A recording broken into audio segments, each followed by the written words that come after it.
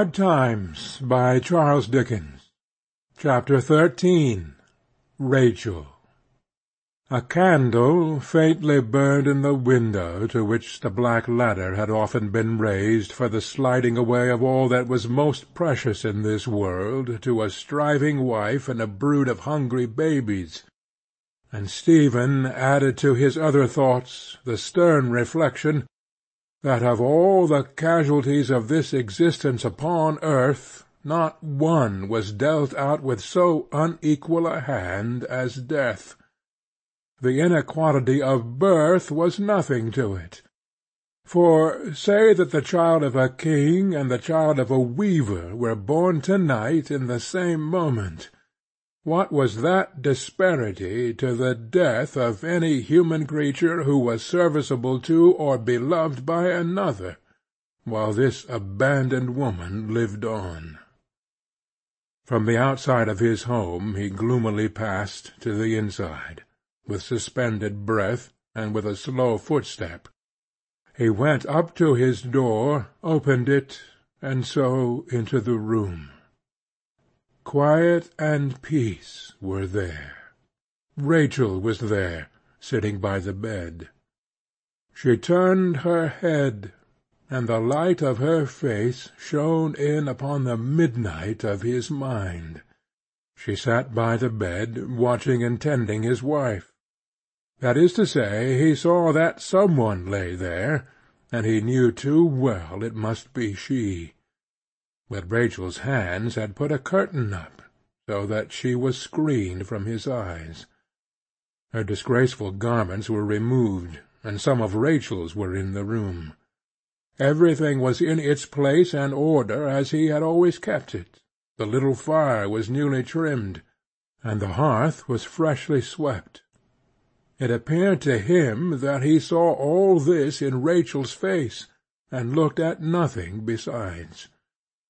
While looking at it, it was shut out from his view by the softened tears that filled his eyes, but not before he had seen how earnestly she looked at him, and how her own eyes were filled too. She turned again towards the bed, and satisfying herself that all was quiet there, spoke in a low, calm, cheerful voice. "I am glad you have come at last, Stephen. You are very late." "I have been walking up and down." "I thought so. But 'tis too bad a night for that. The rain falls very heavy, and the wind has risen." The wind? True, it was blowing hard. Hark to the thundering in the chimney, and the surging noise! To have been out in such a wind, and not to have known it was blowing! "I have been here once before to-day, Stephen. Landlady came round for me at dinner-time. There was someone here that needed looking to, she said. And 'deed she was right. All wandering and lost, Stephen. Wounded too, and bruised." He slowly moved to a chair and sat down, drooping his head before her. "I came to do what little I could, Stephen. First, for that she worked with me when we were girls both, and for that you courted her and married her when I was her friend." He laid his furrowed forehead on his hand, with a low groan. "And next, for that I know your heart, and am right sure and certain that 'tis far too merciful to let her die, or even so much as suffer for want of aid. Thou knowst who said, 'Let him who is without sin amongst you cast the first stone at her.' There have been plenty to do that. Thou'rt not the man to cast the last stone, Stephen, when she is brought so low." "Oh, Rachel, Rachel!" "Thou hast been a cruel sufferer, heaven reward thee," she said, in compassionate accents. "I am thy poor friend with all my heart and mind."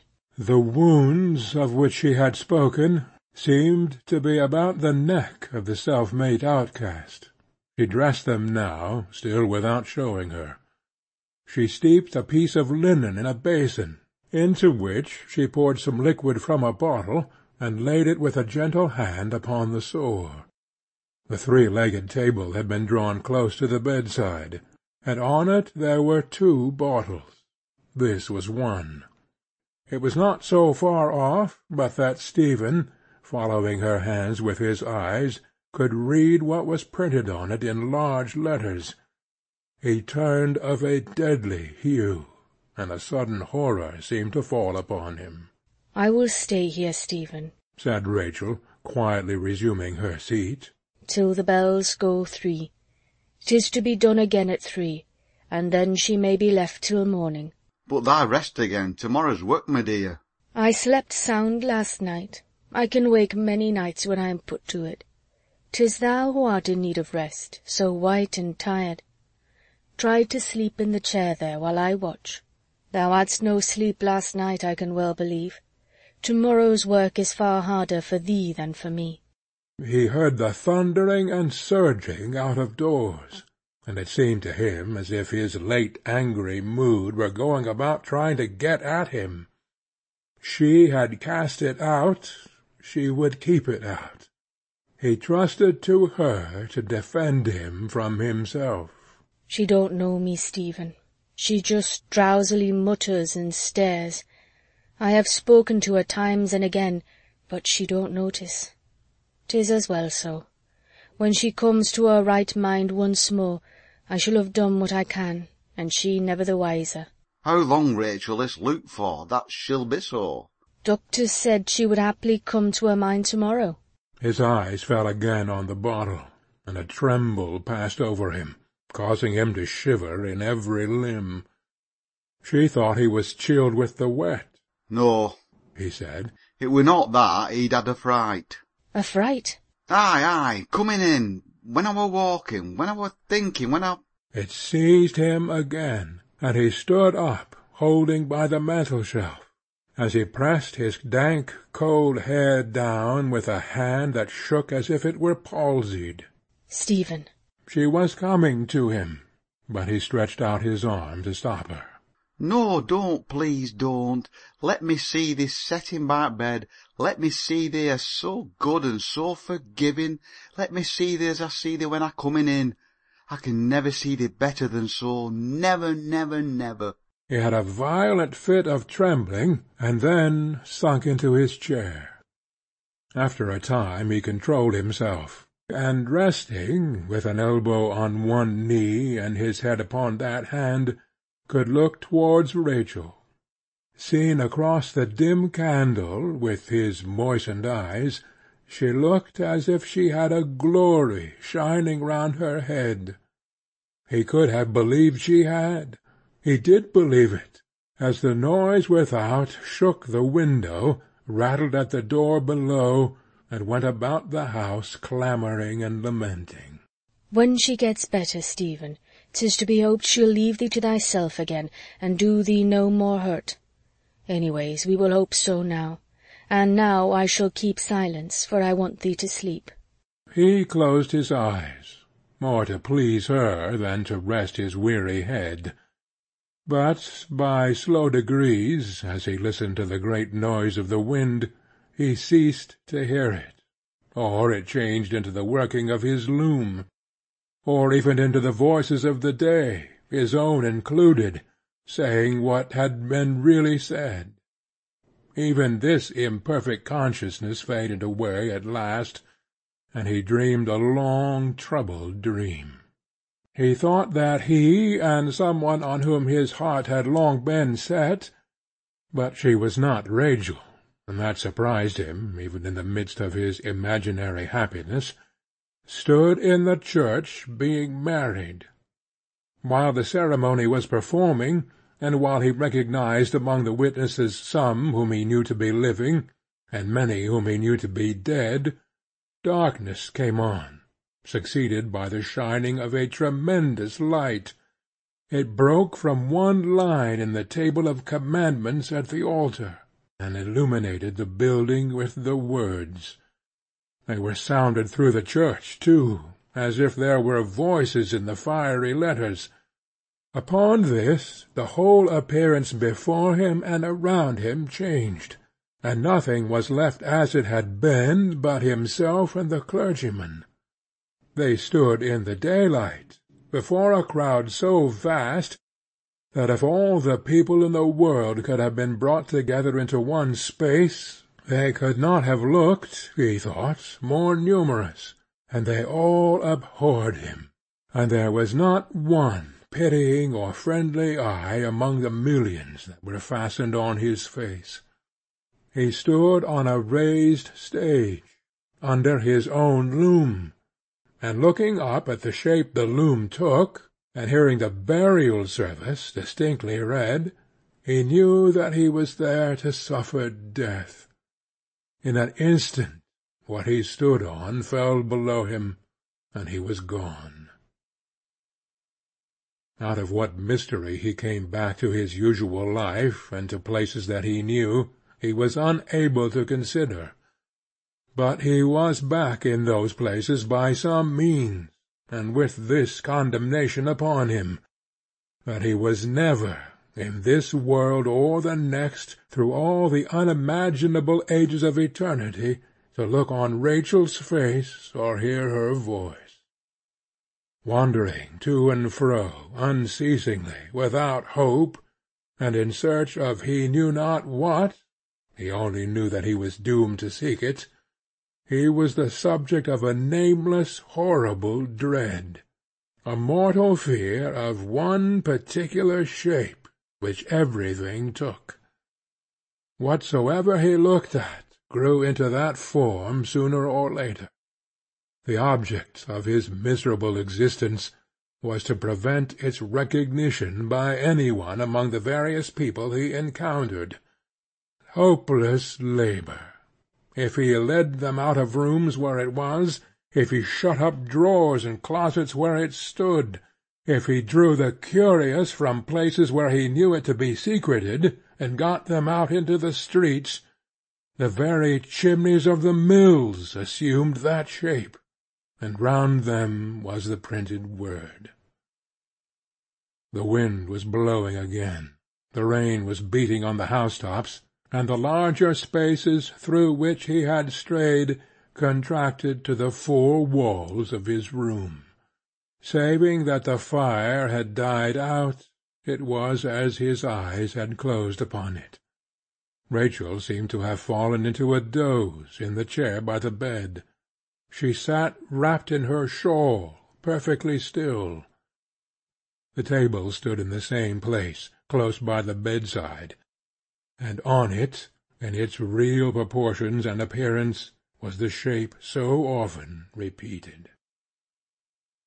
He thought he saw the curtain move.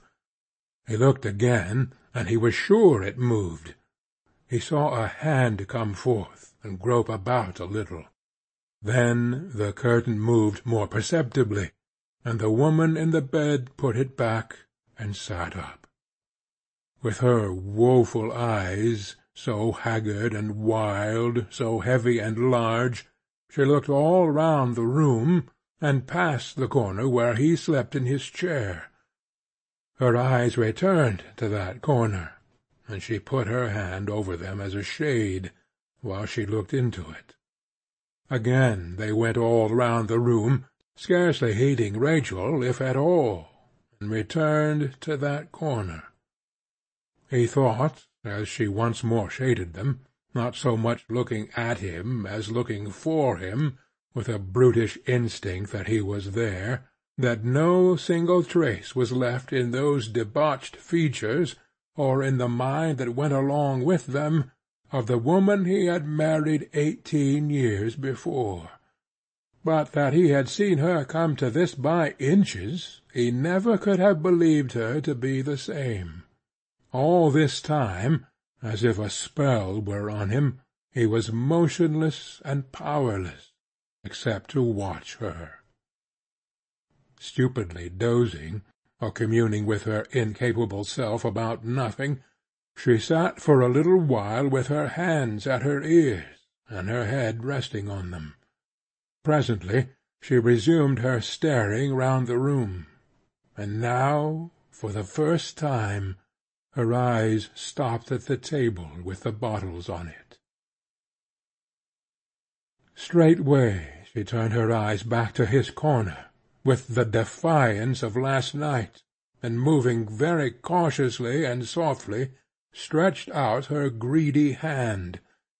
She drew a mug into the bed, and sat for a while considering which of the 2 bottles she would choose. Finally she laid her insensate grasp upon the bottle that had swift and certain death in it, and before his eyes pulled out the cork with her teeth. Dream or reality, he had no voice, nor had he power to stir. If this be real, and her allotted time be not yet come, wake, Rachel, wake. She thought of that too. She looked at Rachel, and very slowly, very cautiously, poured out the contents. The draught was at her lips. A moment, and she would be past all help, let the whole world wake and come about her with its utmost power. But in that moment Rachel started up with a suppressed cry. The creature struggled, struck her, seized her by the hair, but Rachel had the cup. Stephen broke out of his chair. Rachel, am I waking or dreaming this dreadful night? 'Tis all well, Stephen. I have been asleep myself. 'Tis near 3. Hush! I hear the bells. The wind brought the sounds of the church clock to the window. They listened, and it struck 3.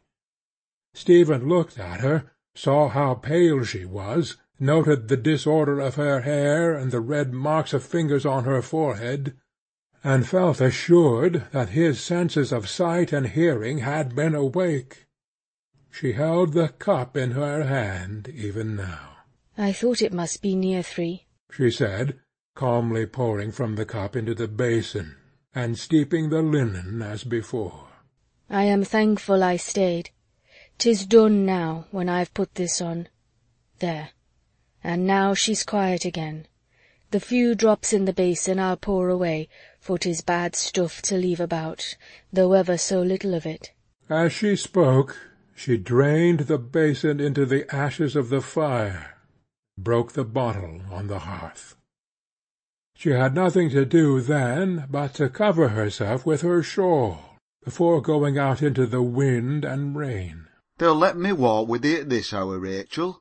No, Stephen, 'tis but a minute and I'm home. Thou art not fearful? He said it in a low voice, as they went out at the door. To leave me alone with you? As she looked at him, saying, Stephen, he went down on his knee before her, on the poor mean stairs, and put an end of her shawl to his lips. Thou art an angel, bless thee, bless thee. I am, as I have told thee, Stephen, thy poor friend. Angels are not like me. Between them and a working woman full of faults there is a deep gulf set. My little sister is among them, but she is changed. She raised her eyes for a moment as she said the words, and then they fell again, in all their gentleness and mildness, on his face. Thou changest me from bad to good. Thou makest me humble, wish for to be more like thee, and fearful to lose thee when this life is o'er, and all t' muddle cleared away. Thou art an angel. It may be thou hast saved my soul alive. She looked at him, on his knee at her feet, with her shawl still in his hand, and the reproof on her lips died away when she saw the working of his face. I come home desperate, I come home without a hope, and mad with thinking that when I said a word of complaint I was reckoned an unreasonable hand. I told thee I'd had a fright. It were the poison bottle on table. I never hurt a living creature, but happening so sudden upon it, I thought, how can I say what I might have done to mysen, or both? She put her 2 hands on his mouth, with a face of terror, to stop him from saying more. He caught them in his unoccupied hand, and holding them, and still clasping the border of her shawl, said hurriedly, But I see thee, Rachel, setting by the bed. I ha' seen thee all this night. In me troublous sleep I ha' known thee still be there. Evermore I'll see thee there. I never more will see her or think of her, but thou shalt be beside her. and never more will see or think of anything that angers me. But those so much better than me shall be by the side on't, and so I'll try to look at time, and so I will try to trust at time, when thou and me at last shall walk together far away, beyond the deep gulfic country where thy little sister is. He kissed the border of her shawl again, and let her go. She bade him good night in a broken voice, and went out into the street. The wind blew from the quarter where the day would soon appear, and still blew strongly. It had cleared the sky before it, and the rain had spent itself or travelled elsewhere, and the stars were bright. He stood bareheaded in the road, watching her quick disappearance. As the shining stars were to the heavy candle in the window, so was Rachel, in the rugged fancy of this man, to the common experiences of his life. End of chapter 13.